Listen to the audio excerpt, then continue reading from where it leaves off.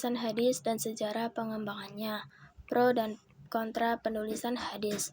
Pada masa Nabi Muhammad, para sahabat memiliki semangat tinggi untuk mempelajari, menghafal, dan mengenalkan hadis Nabi.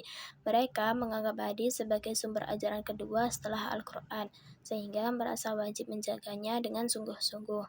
Namun Rasulullah awalnya melarang penulisan hadis. Beliau lebih mengajukan agar para sahabat menghafal dan menyampaikan hadis secara lisan, karena dikhawatirkan hadis akan bercampur dengan ayat Al-Quran yang masih turun saat itu.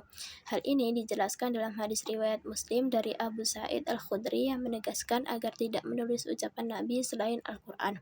Meskipun begitu, ada juga sahabat yang menulis hadis seperti Abdullah bin Amr bin As yang memiliki catatan pribadi berjudul As-Sahifah Al-Sadiqah. Awalnya tindakannya dikritik, tapi Nabi kemudian membolehkan hal itu. Jadi penulisan hadis pada masa Nabi masih bersifat pribadi dan tidak resmi. Berbeda dengan penulisan Al-Quran yang memang diperintahkan langsung oleh Rasulullah. Setelah kekhawatiran percampuran Al-Quran dan hadis hilang, larangan menulis hadis pun tidak lagi berlaku. Dengan begitu, perintah menulis hadis tidak bertentangan dengan larangan sebelumnya, karena keduanya berlaku pada kondisi yang berbeda. Nabi juga mendorong penyebaran ilmu dengan sabdanya, "Sampaikanlah dariku walau satu ayat." Penulisan hadis pada masa Rasulullah dan sahabat di masa Nabi, kegiatan menulis hadis tersebut belum banyak dilakukan karena para sahabat lebih fokus menulis Al-Quran. Hadis lebih sering dihafal dan langsung diamalkan dalam kehidupan sehari-hari. Beberapa sahabat yang hafalannya kuat menjadi perawi hadis terkenal. Hanya sebagian kecil hadis yang ditulis, terutama yang panjang seperti ketentuan zakat, menjelang akhir hayat Nabi. Kegiatan tulis-menulis mulai berkembang karena banyak sahabat sudah pandai menulis dan bisa membedakan antara wahyu Allah dan sabda Nabi. Para sahabat dianggap orang-orang terpercaya, sehingga riwayat mereka diterima tanpa perlu diteliti keadilannya. Mereka memiliki tanggung jawab besar untuk menjaga kemurnian hadis sebagaimana sabda Nabi, "Aku tinggalkan kepada kalian dua perkara, Al-Quran dan Sunnah. Jika kalian berpegang kepada keduanya, kalian tidak akan tersesat." Penulisan hadis pada masa kodifikasi. Setelah masa para sahabat, Islam berkembang di berbagai wilayah. Sahabat yang terpencar membawa hadis ke daerah masing-masing sehingga muncul pusat-pusat kajian hadis di Madinah, Makkah, Kufah, Basrah, Syam, dan Mesir. Upaya pengumpulan hadis secara resmi baru dimulai pada masa Khalifah Umar bin Abdul Aziz. Ia memerintahkan Abu Bakar bin Muhammad bin Amr bin Hazm dan Ibnu Syihab al-Zuhri untuk mengumpulkan hadis-hadis Nabi dari para perawi yang terpercaya.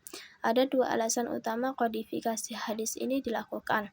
Para ulama hadis telah tersebar ke berbagai wilayah, dikhawatirkan hadis akan hilang jika mereka wafat.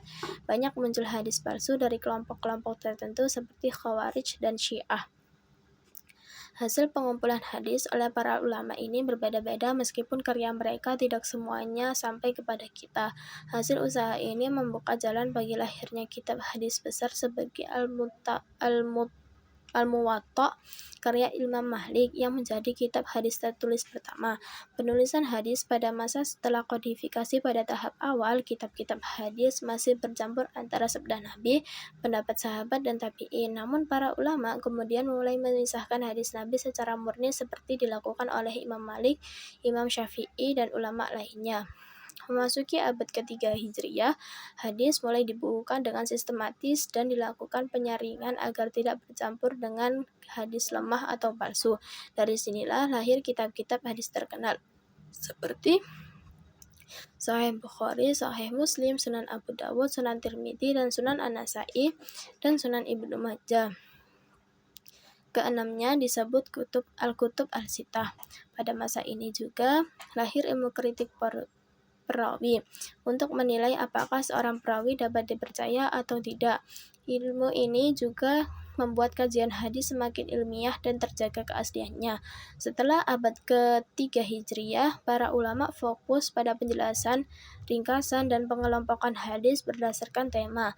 Pada masa modern, kajian hadis semakin mudah dengan hadirnya kamus indeks dan ensiklopedia ensiklopedia hadis seperti Al-Mu'jam, Al-Mufahras, Al-Faz, Al-Hadith An-Nabawi, karya Wensing.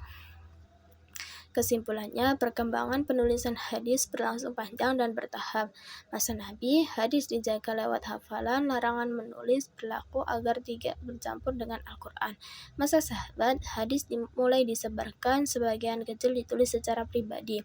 Masa Khalifah, Umar bin Abdul Aziz, penulisan hadis dimulai secara resmi untuk mencegah hilangnya hadis dan menyaring hadis palsu. Masa kodifikasi besar, abad kedua sampai ketiga Hijriyah, muncul kitab-kitab hadis monumental dan lahir ilmu hadis seperti Jarh wa Ta'dil. Masa modern, hadis dikaji dengan berbagai metode ilmiah dan teknologi sehingga semakin mudah diakses. Dengan demikian, penulisan hadis merupakan proses panjang yang berkembang dari hafalan, penulisan pribadi, kodifikasi resmi, hingga pembukaan ilmiah yang terjaga hingga kini.